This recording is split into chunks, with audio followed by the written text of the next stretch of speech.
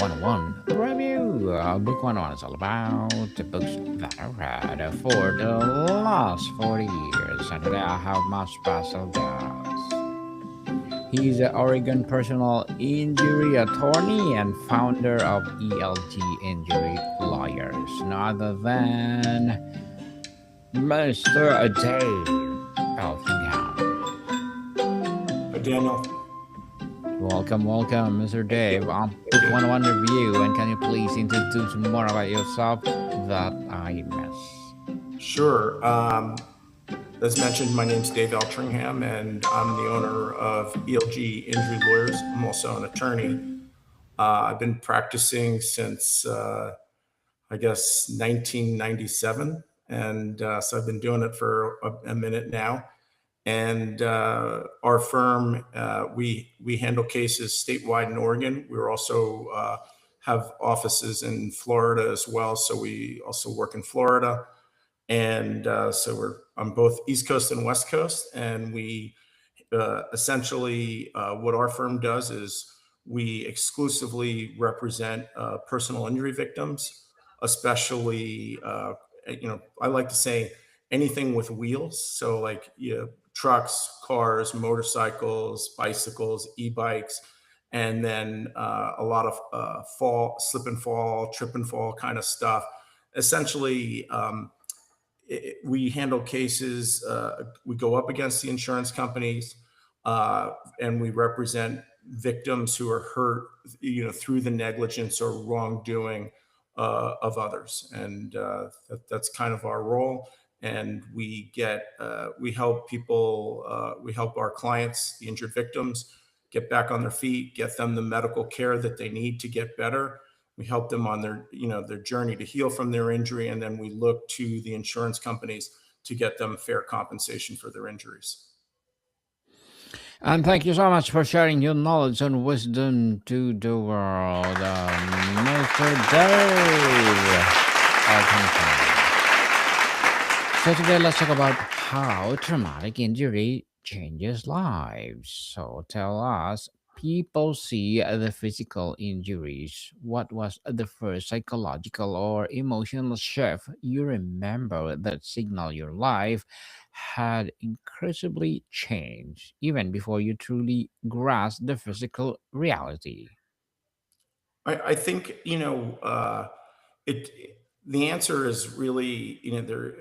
It really depends on the nature and the type of injuries. So, for example, say orthopedic injuries versus a head injury or a traumatic brain injury, and there's different ways that these injuries typically impact victims. I think that you know it's difficult to just say like there's any one pattern. I think there's a whole range of very human responses to personal injuries. I think personal injury is personal. It's personal to the victim, and I think how the victim ultimately responds to those injuries is different. Although I think what we see in the range of our practice is, there's I would say, while there's many varied and different responses to traumatic injury, it typically falls within a range, and depending on degree of severity. So I don't know if I answered the question, but Indeed, Mr. Dave, the identity shatter. And in an instant, you went from being independent person to a patient. How did you begin the process to lose of your former identity, and where did you find the first seeds of a new one? so you're talking about my own personal experience at this point. Yeah, please. Sure. So I was the victim of personal injury. It started back in 2018. I started to feel ill. I didn't know why.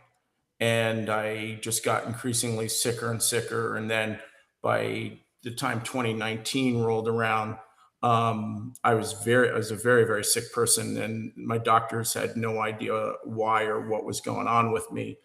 And it took I guess, close to 2 years to figure out the why. But what had happened in my particular case is we had a really big flood in my office, so my law office, and the thing that happened there was the they did not appropriately or properly remediate the water, and there was a lot of water damage in the ceiling above my particular office, my individual office, and that went unchecked and unremediated, and it was invisible. I couldn't see it, and ultimately, ultimately, I was diagnosed with pretty severe mold poisoning, and came to learn that it was black mold that was inside the ceiling, not visible, couldn't see it, and it was essentially all in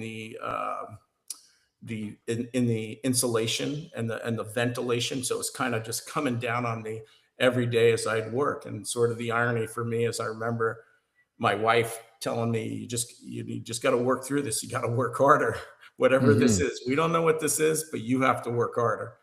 And she said, just go roll up your sleeves and go to work. You'll figure out a way. And every day I went to work, I just got that much sicker. And then finally, I was diagnosed pretty much about exactly 2 years after the flood had occurred. And, I had, pretty severe injuries. I had a lot of respiratory issues. And then I also had mold, particularly black mold is a neurotoxin and attacks the brain. So I had, pretty what they described as my doctors described as a water damaged brain, which, Hmm. as you can imagine, makes it hard to be a lawyer and hard to do your job, and really hard to run a law firm. And so I went through that, and it took me probably the better part of a couple years to ultimately recover from the injuries. And at the end of the day, it was negligence, the that caused it. Was sort of the irony for me was here I was a personal injury lawyer, and then all of a sudden I'm on the other side of it, and I'm realizing that I'm a victim of negligence, the negligence of the remediation company, the negligence of the licensed mold inspectors who came and said there's nothing wrong with your office, it's in your imagination, the negligence of my doctor who failed to diagnose me for almost 2 years, with me telling my doctor I think I have mold illness, and even my HOA who they didn't do what they were supposed to do. So like I describe it as an avalanche of negligence that really resulted in very significant injuries. And not only were the injuries significant and kind of just really disrupted my life, but also ultimately just really wreaked havoc on my practice. As I said, I got to a point, let's put it this way, I got to a point where I didn't think I was ever going to be a lawyer again because that's how sick I was. I didn't even know if I was going to survive. So, it's pretty, the shoe is, on the other foot. And I got to experience firsthand what it was like to be a personal injury victim. And that just completely changed my perspective on not just my life, but my practice and everything that I thought I knew about personal injury. Well, thank you for the story, Mr. Dave. It's so empowering. So, what was the single most important mental tool or thought you relied on those earliest, darkest days just to get through the next hour or next procedure? Sure. Um, I think I think, when I reflect back on that time, uh, there were points where I felt like I was giving up. You just get to a point where you're so sick. I had been from my family at the time. My daughter was 3 years old. I'm a relatively new father at that point. The provider. I'm the business runs through me. Everything runs through me. All these people depend on me. My employees, my family, and there's this big sphere of people who just really depend on me.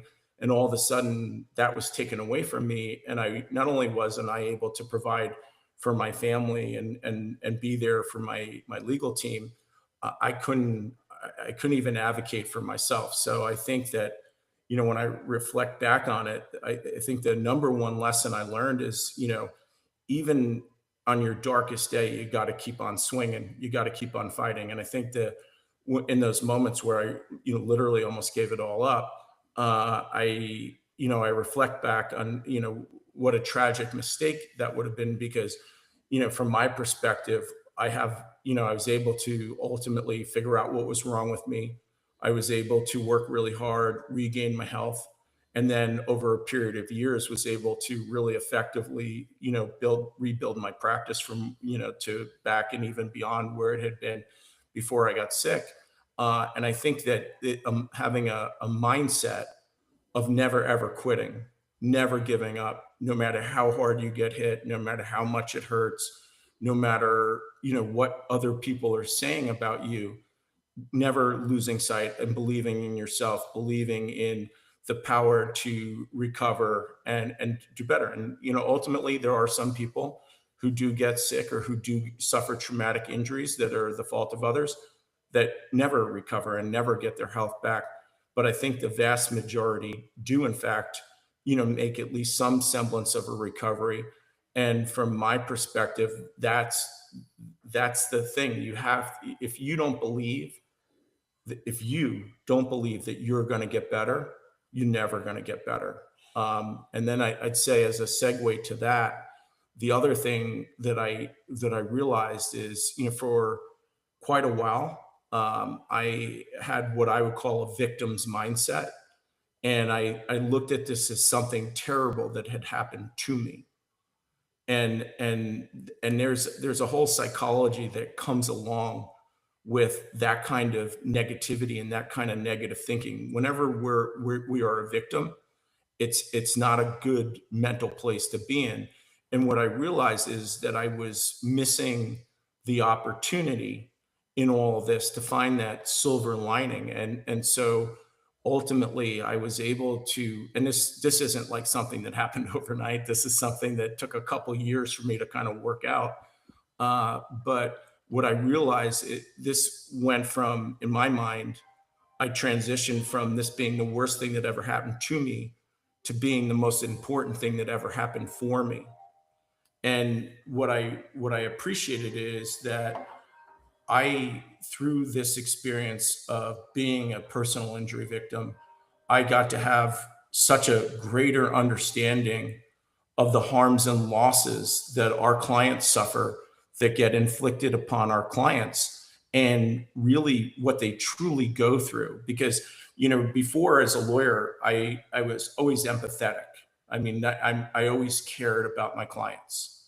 I mean, that's not like a new thing, but I don't think I really understood the true magnitude of what it means to have your health stolen from you.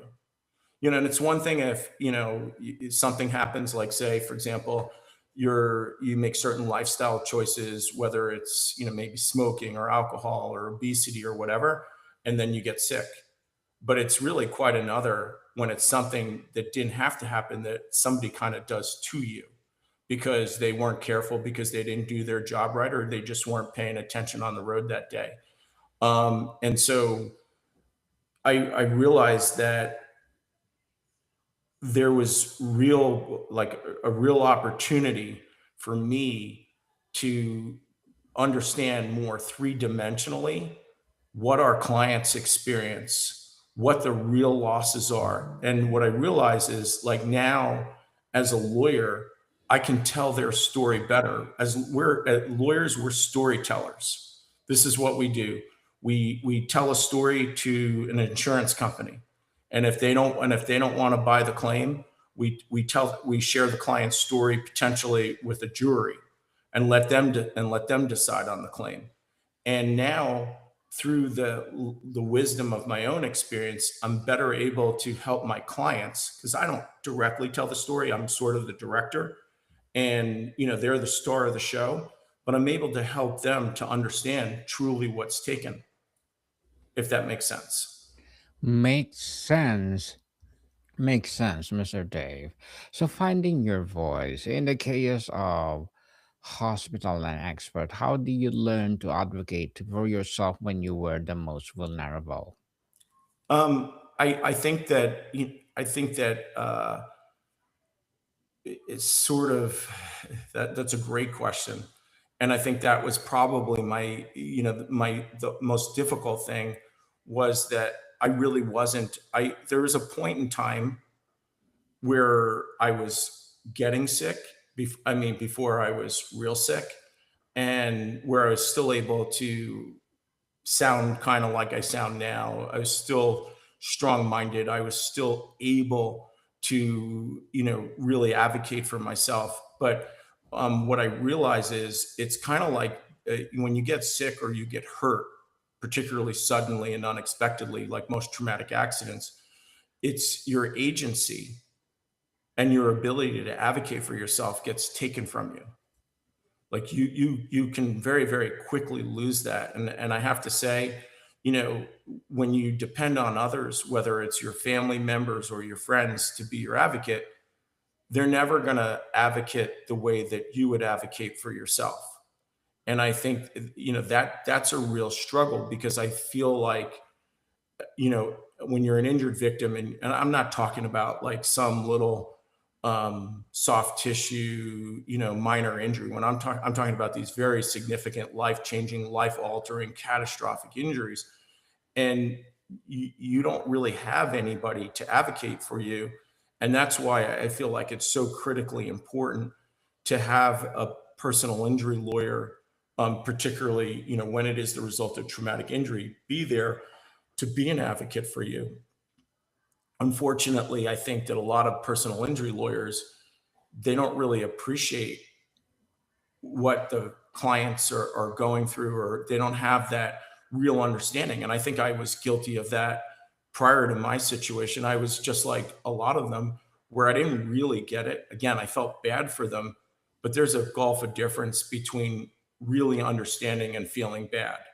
And I think, for me, in a lot of ways, I thank God, because, I feel like he just kind of through this experience, he just tapped me on the shoulder and said, "Hey, there's a lot more that you're missing here.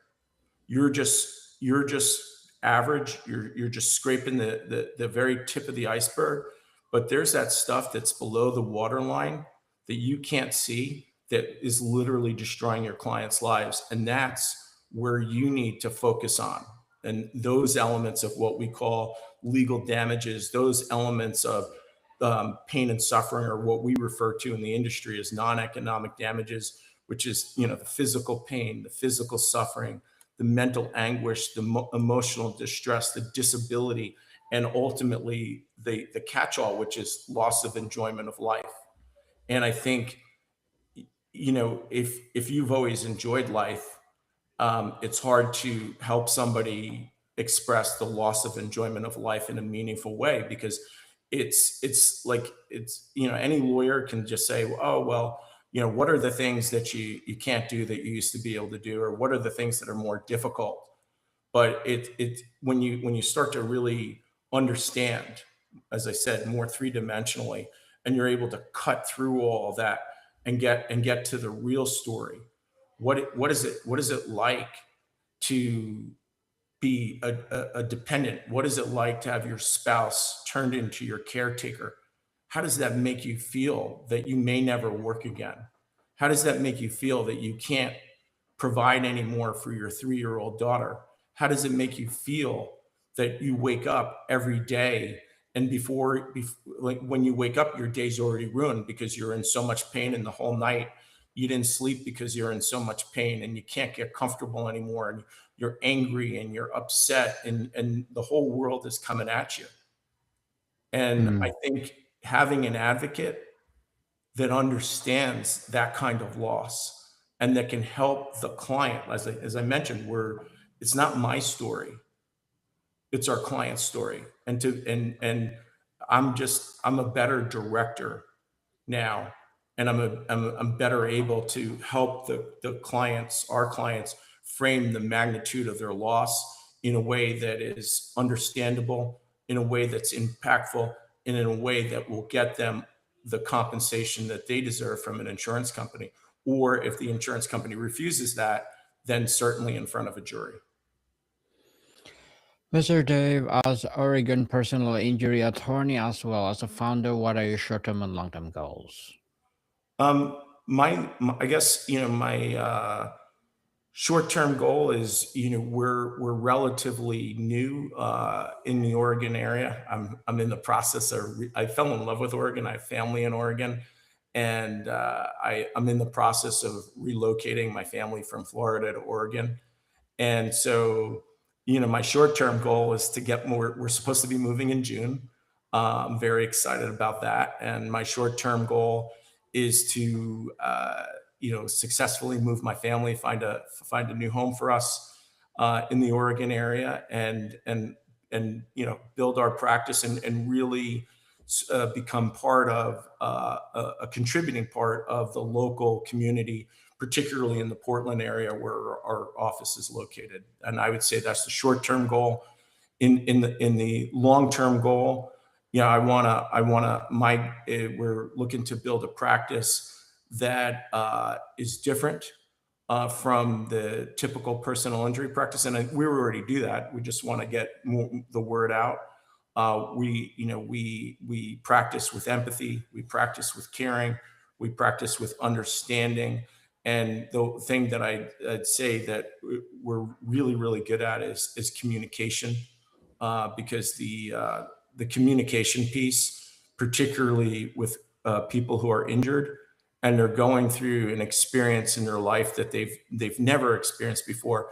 It's so important that they have consistent, steady communication, so they always understand where they are in their case, where they are in the evolution in the life cycle, and they understand why we're doing what we're doing and why they need to do what they need to be doing. And we just want to build a practice that's just built on integrity and commitment to our clients that is really second to none in the Oregon market.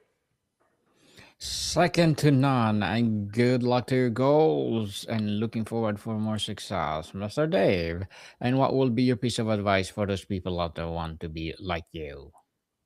Uh, I think the biggest piece of advice I can give is, just dream big, and then just take bold action to fulfill your dreams, because otherwise you're just wishing for stuff that's probably never going to happen. It's you just gotta take big risks and be willing to kind of put yourself out there, doing the stuff that is you're uncomfortable with, and really pushing yourself beyond what you think your limits are. And I'd say, to me, I've enjoyed the greatest success when I come outside of my comfort zone, or what I call the cocoon of mediocrity, which is our comfort zone, and really just strive for excellence and accept nothing less. Because I'm not competing with anybody else. I'm competing with myself, and I'm always looking to be better. I'm always looking to striving to improve. And the other piece of advice is, that I would give anybody is, don't do it for the money. I mean, look, we run a personal injury practice. I have a lot of financial obligations. I've got payroll. I've got a lot of stuff, but it needs to be about something more than just chasing money. And for me, it gets down to, I remember when I was at my sickest, from what my own experience. And I remember I just, I was begging God for a second chance, and like, please just get me through this. And I live in gratitude that I did get a second chance, and I am so grateful that I still have my family, that I'm still here, that I'm still productive as a lawyer, as a husband, as a father, and I never lose sight of that. I never lose sight of the gratitude, and I live with it every day, because I see, the I see a lot of stuff in the scope of our practice, which is so much worse than anything I went through. And I thank God, and I live my life in service of our clients, and just being the best that we can do in terms of helping them, as mentioned, getting through this, getting compensated, and then also in their own way, finding purpose in their pain and their injuries. Well, thank you for that advice, Mr. Dave. Thank you, thank you. And can you please recommend a book that influenced your journey? Uh, well, there's been many. I would say that uh,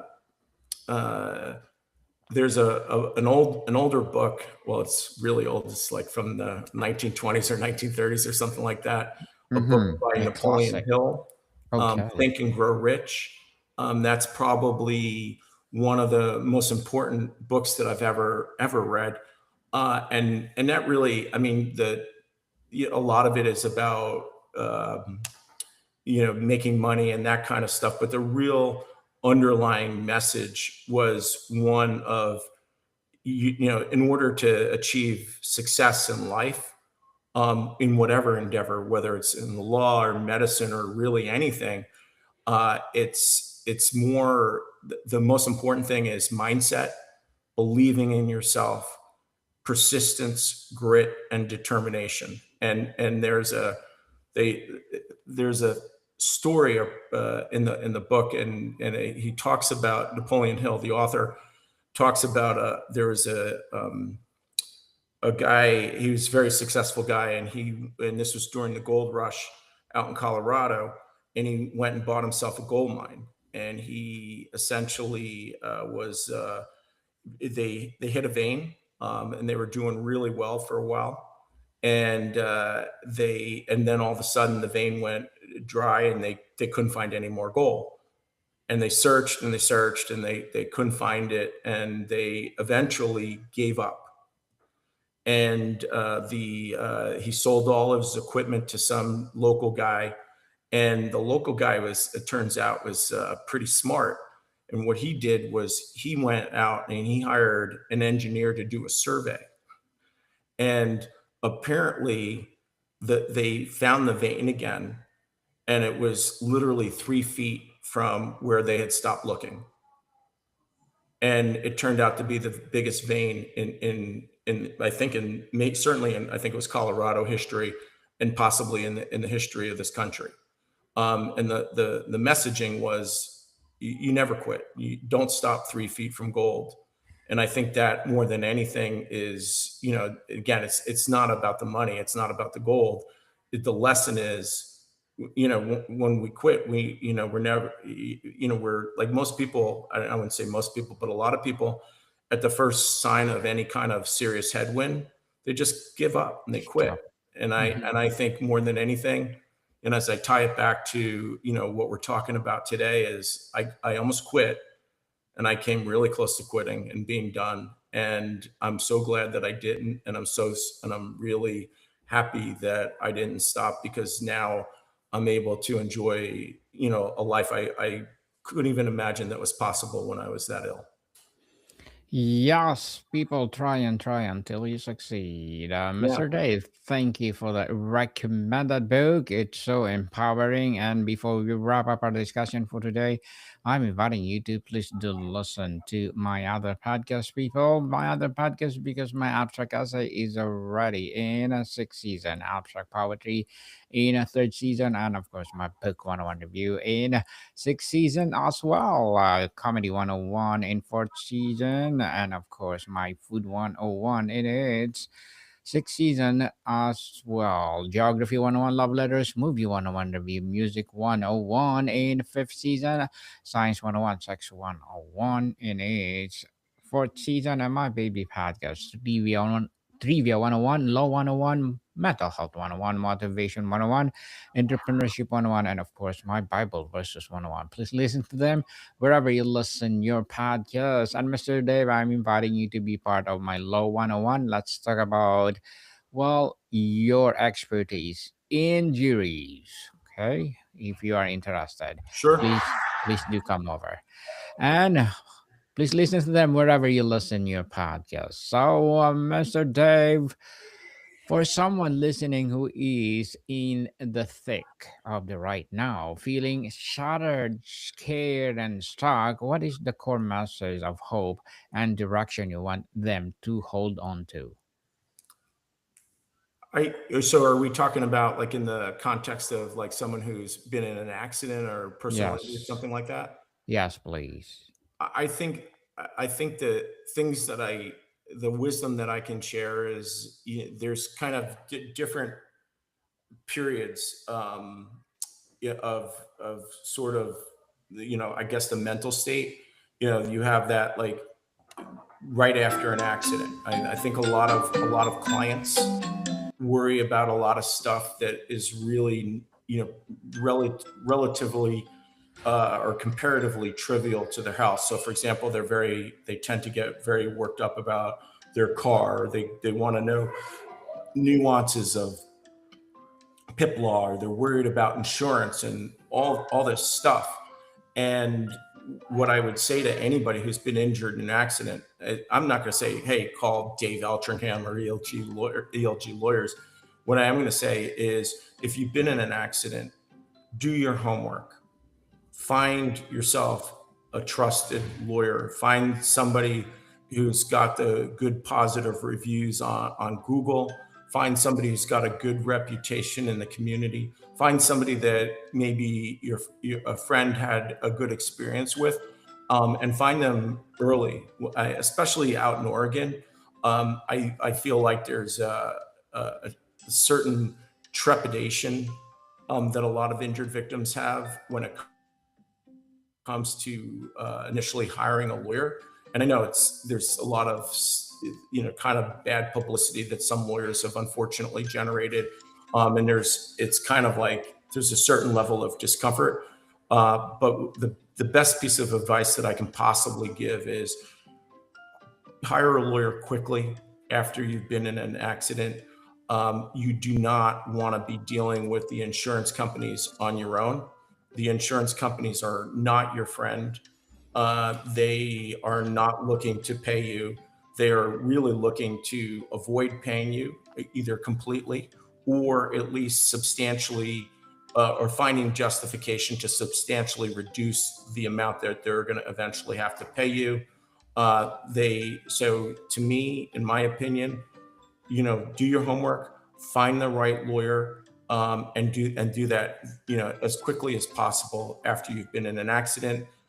In no circumstance should you really be having any conversations with the insurance companies, particularly for the at-fault drivers insurance company.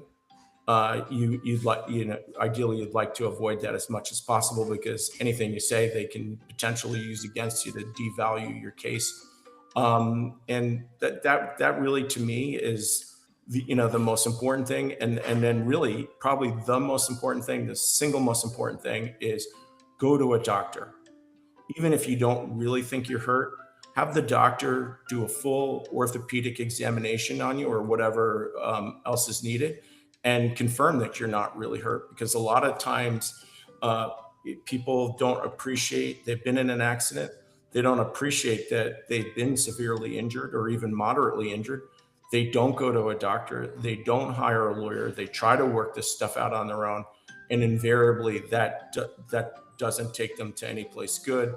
It certainly doesn't get them the results that they deserve, and very often it can really undermine their claim going into the future. So, big ticket, go to the doctor, get checked out, even if you don't think you're hurt, and find yourself a lawyer that you can trust to help you through the process, because you're going to need it.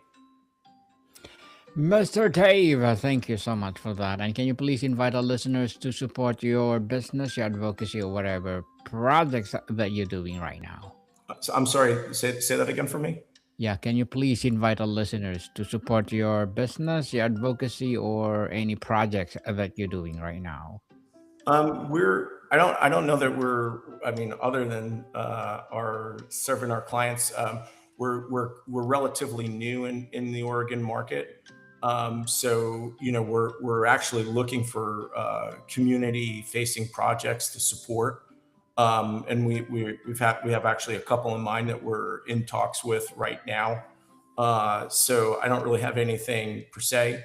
But if any of your listeners, want to reach out to me, for anything, even just guidance, or to be pointed in the right direction, they can reach me at de@elginjurylawyers.com. And that's going to be the best way to get hold of me. Yes, people, let's support Mr. Dave Eltringham because if you support him for sure, more and more empowering advocacy like this will rise. So, Mr. Dave, thank you so much for your time. Thank you. Thank you for having me. I really appreciate your time today. I've enjoyed our talk. Likewise. Monica people, see you soon.